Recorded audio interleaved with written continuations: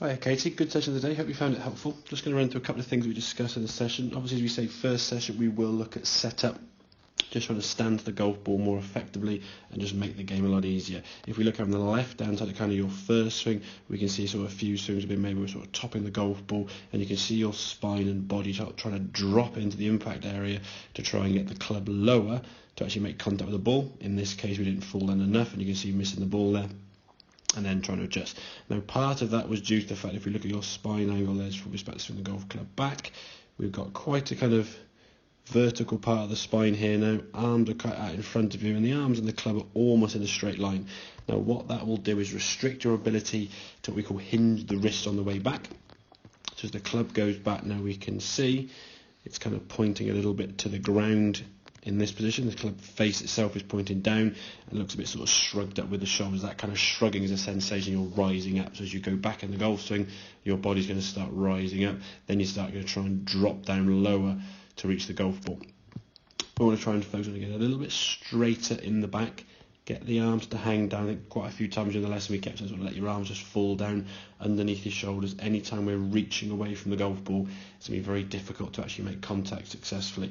And if we look at these sort of two positions that we just sort of showed you there, as this club goes back, we can see the angle of that club face now, as I said, pointing down to the ground.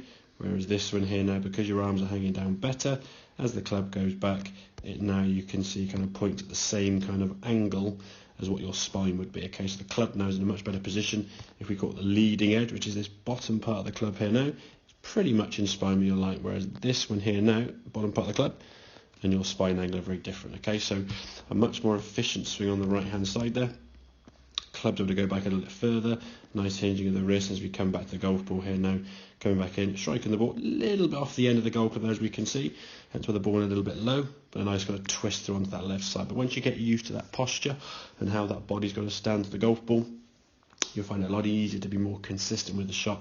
Previously you were sort of having to rise up, drop down and make adjustments throughout the swing, and every swing was obviously going to be slightly different, therefore your contact will be very varied. If we can get a good start position going through that sequence, like I say, don't rush it, just take your time, put the club down first behind the golf ball. So the first thing, club behind the golf ball, kind of the feet together, then do the grip, setting your posture, and the last thing then we set our feet apart, roughly about as wide as our shoulders, just to give us some balance there at the base. So work on that setup, and I'm sure you'll find your shots a lot more successful. Like I say, if you want to just sort of work on that posture, get your partner to send some sort of photographs so you make sure your posture in a good position, not getting too hunched and round.